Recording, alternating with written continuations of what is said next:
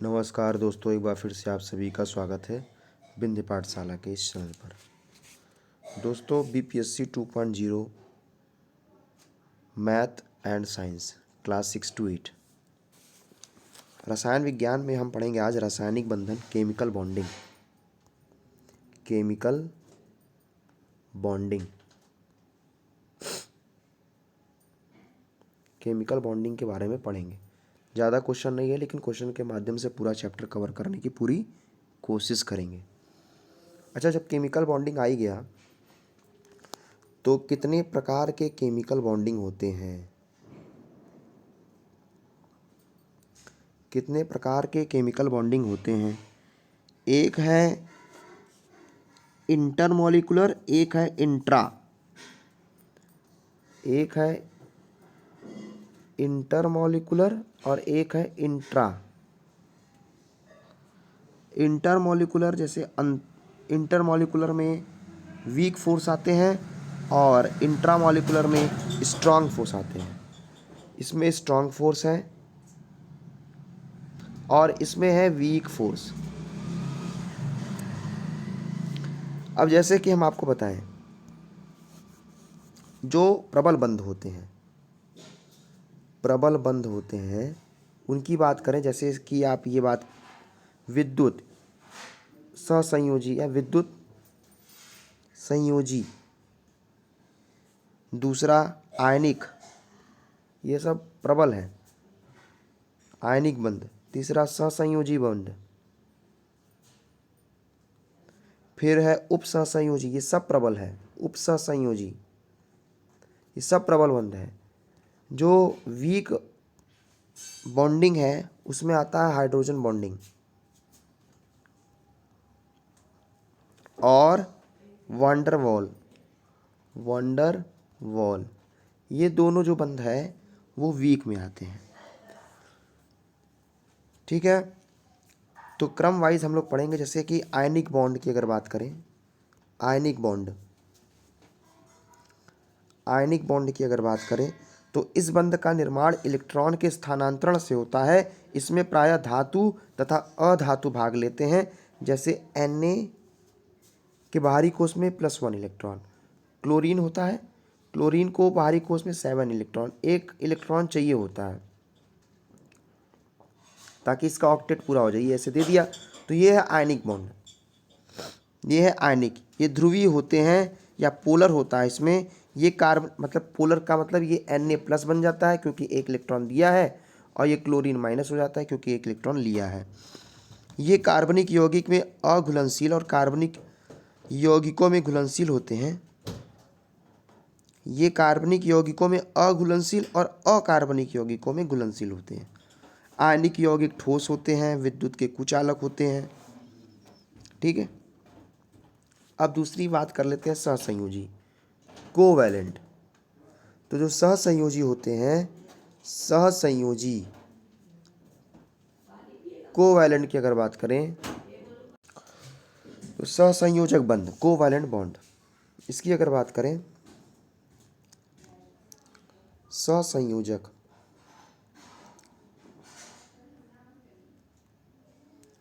सहसंयोजक बॉन्ड में जैसे कि एक होता है पोलर कोवैलेंट, एक होता है नॉन पोलर। पोलर मतलब, अच्छा, सहसंयोजक का मतलब इस बंधन में इलेक्ट्रॉनों का पारस्परिक साझेदारी से होता है यह बंधन। साझेदारी, कुछ आप दीजिए कुछ हम दें, इस तरीके से यह बंध बनता है। तो ध्रुवीय सहसंयोजक बंध क्या होता है? वैसा सहसंयोजक बंध जो अलग अलग अधातुओं के बीच साझेदारी से बनता है। और अध्रुवीय वह सहसंयोजक बंध जो दो समान अधातु के बीच होता है। ठीक है, अब बात करें, तीसरा है अध्रुवीय सहसंयोजक बंध। अध्रुवीय सहसंयोजक बंध, तो अध्रुवीय में आपको पता ही है, जिसमें समान होता है। जैसे कि हम आपके सामने कुछ उदाहरण दे रहे हैं। जैसे क्लोरीन है, क्लोरीन में सिंगल बॉन्ड होता है जिसको Cl2 बोलते हैं। ऑक्सीजन है, ऑक्सीजन में डबल बॉन्ड होता है, इसको O2 बोलते हैं। होता है कि नहीं होता है? एक है नाइट्रोजन, नाइट्रोजन में 3 बॉन्ड होते हैं, इस तरीके से। ठीक है, N2 है। अब बात बताइए, इसमें एक सिंगल बॉन्ड है, एक डबल बॉन्ड है, एक ट्रिपल बॉन्ड। सिंगल बॉन्ड है तो एक सिग्मा बॉन्ड होता है, याद करिएगा। ये हम इसलिए आपको बताना चाह रहे हैं, ये भूमिका बनाए थे क्योंकि पहला क्वेश्चन सिग्मा बॉन्ड से संबंधित है, तो इसको बोलते हैं सिग्मा बॉन्ड। और इसमें पाई बॉन्ड नहीं होता। पहली बात, सिग्मा बॉन्ड होता है। सिग्मा जब दो तत्व एक दूसरे से आमने सामने ओवरलैप करते हैं। ये बहुत ही बेसिक चीज़ बता रहे हैं आपको, वैसे आप ऐसे याद रखिए। सिंगल बॉन्ड है तो एक सिग्मा बॉन्ड, पाई बॉन्ड नहीं होता। डबल बॉन्ड है तो एक सिग्मा बॉन्ड और एक पाई बॉन्ड। ट्रिपल बॉन्ड है तो एक सिग्मा बॉन्ड, दो पाई बॉन्ड। ऐसे याद रखिएगा, ठीक। अगर मजबूती की बात करें तो ट्रिपल बॉन्ड ज़्यादा मजबूत होता है, फिर डबल बॉन्ड और फिर सिंगल बॉन्ड, फिर सिंगल बॉन्ड, ठीक है। मजबूती की बात करें, बंधन ऊर्जा की अगर बात करें तो ये है स्थिति, ठीक। अब क्वेश्चन है कि बेंजीन में कितने सिग्मा बॉन्ड, कितना पाई बॉन्ड। देखिए बेंजीन हम बनाते हैं, इसका फार्मूला होता है C6H6। इसको हम इस तरीके से ब्रेक करके बना रहे हैं, ठीक है। यहाँ कार्बन है, यहाँ हाइड्रोजन, यहाँ carbon hydrogen, carbon hydrogen, carbon hydrogen, carbon hydrogen, carbon hydrogen. एक बॉन्ड है तो सिग्मा बॉन्ड है, तो 1 2 3 4 5 6 7 8 9 10 11 12 सिग्मा बॉन्ड और 3 पाई बॉन्ड। 12 सिग्मा बॉन्ड और 3 पाई बॉन्ड, ठीक है। इस तरीके से जो बॉन्ड है वो आपको सिग्मा और पाई बॉन्ड है। क्वेश्चन दिया NH3 में नाइट्रोजन की संयोजकता कितनी है। भाई जितनी संयोजकता, जितना वो ऐड किया हुआ है हाइड्रोजन, उतनी ही संयोजकता है इसकी, 3 है, और 2 लोन पेयर इसके छूटे रहते हैं। इस तरीके से ये बनता है, ठीक है। अब बात करें वह तत्व जिसके अणुओं में 3 संयुक्त इलेक्ट्रॉन होते हैं, वैलेंस इलेक्ट्रॉन होते हैं। एल्युमिनियम है। एल्युमिनियम का क्या होता है इलेक्ट्रॉनिक विन्यास, 2 8 3। तो बाहरी कोश में 3, तो इसका संयोजकता 3 है। क्योंकि कार्बन चतुसंयोजक होने के कारण, उसके सहसंयोजक बंध बनाने के कारण कार्बन श्रृंखला बंधन में पाए जाते हैं। निम्न में से कौन सा विकल्प सहसंयोजक यौगिकों का गुण है। तो सहसंयोजक यौगिकों का गुण में आपको उच्च गलनांक और उच्च क्वथनांक मिलेगा। सहसंयोजक बंध दो परमाणुओं के बीच इलेक्ट्रॉनों की साझेदारी होती है, ठीक है। सहसंयोजक में सहसंयोजक यौगिक जुड़ने वाले परमाणुओं में इलेक्ट्रॉनों की साझेदारी होती है, विद्युत के कुचालक होते हैं। इनका गलनांक और क्वथनांक क्या होता है, निम्न होता है। ये सभी त्रिसंयोजक तत्व कौन से हैं। तो इंडियम, बोरान, एल्युमिनियम, ये सब त्रिसंयोजक है, ट्राइवेलेंट है।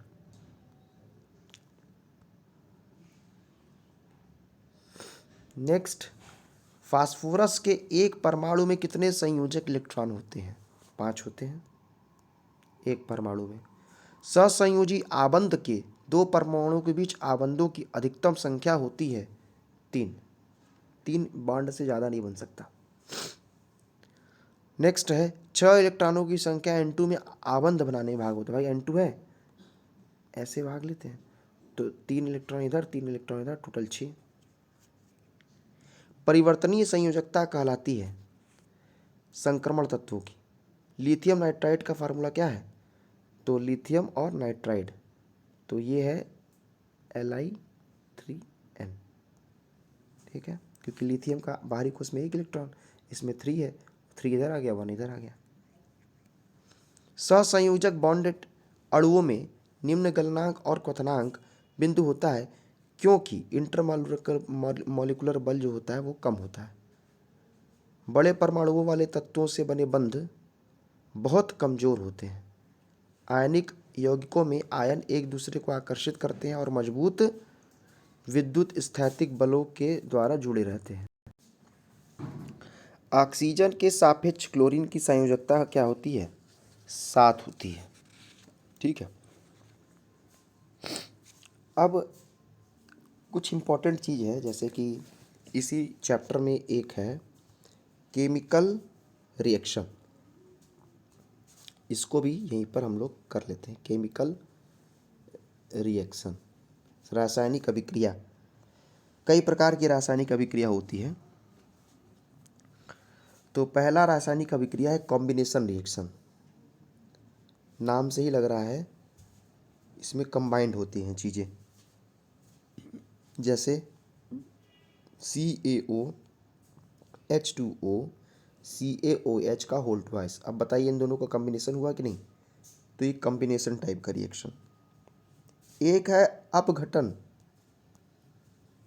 डीकम्पोजिशन, जैसे A B है तो A + B बन गया, तो ये डीकम्पोजिशन हो गया। जैसे H2O है तो H + OH- बन गया, तो ये डीकम्पोजिशन टाइप का हो गया। एक है थर्मल डीकम्पोजिशन, मतलब ऊष्मा दे करके गर्म करके।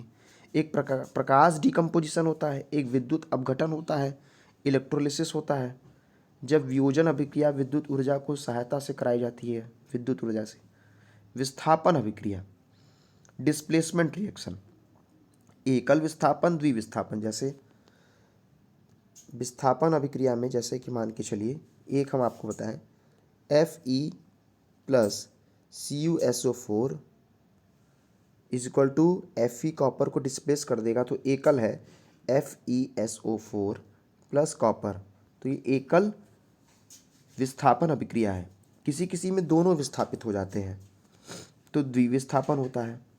एक अभिक्रिया होता है जिसका नाम है उदासीनीकरण, जिसको बोलते हैं न्यूट्रलाइजेशन रिएक्शन। इसमें क्या होता है, अम्ल और क्षार, अम्ल और क्षार, अम्ल और क्षार आपस में रिएक्शन करते हैं और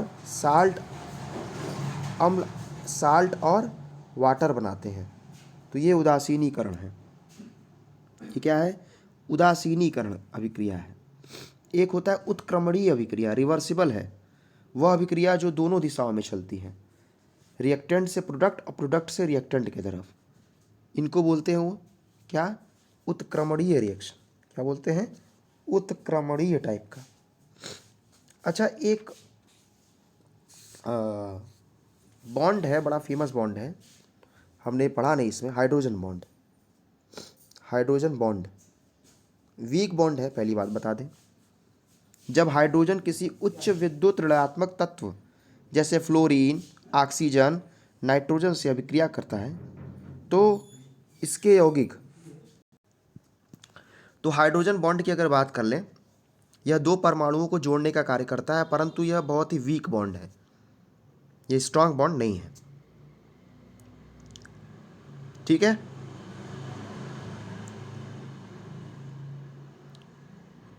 अब बात कर लेते हैं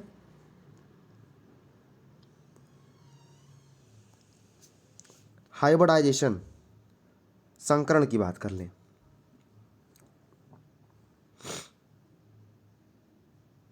संकरण की बात कर लें, जैसे CH4 है, याद करिए अपने समय में आप देखे होंगे इसकी संकरण क्या होता है। इसकी संकरण इस तरीके से आप देखिए, तो इसमें कितने सिग्मा बॉन्ड है? 1 2 3 4, 4 सिग्मा बॉन्ड, पाई बॉन्ड है नहीं इसमें। इसमें जो संकरण है वो sp3 है, 3 और 1 4, 1 2 3 4। NH3 में अगर बात करें, अमोनिया में बात करें, अमोनिया का हाइब्रिडाइजेशन क्या होता है? NH3। ठीक है, तो 1 2 3 sp3, क्योंकि 2 लोन पेयर भी होता है, sp3 होता है। इसमें क्या होते हैं? 3 सिग्मा बॉन्ड होते हैं। एथीन, तो इसमें क्या होते हैं? 2 hydrogen, 2 hydrogen, double bond, C hydrogen hydrogen.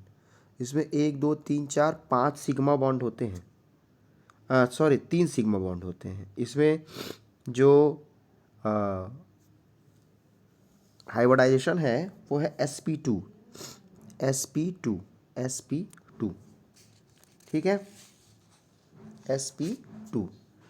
Question पूछता है कि हीरा और ग्रेफाइट इन दोनों में हाइब्रिडाइजेशन क्या क्या होता है। देखिए हम आपको बताएं, हीरा की अगर बात करें तो अगर हीरा की बात करें तो हीरा की अगर बात करें तो उसकी जो हाइब्रिडाइजेशन है वो है sp3, और जब ग्रेफाइट की अगर बात करेंगे तो वो है sp2 हाइब्रिडाइजेशन। ठीक है, तो ये था आपके सामने कुछ रिएक्शन, कुछ बॉन्ड, इन सब चीज़ों को लेकर के हम आपके सामने आए थे। मिलते हैं नेक्स्ट वीडियो में, अपना ख्याल रखिएगा, तब तक के लिए नमस्कार।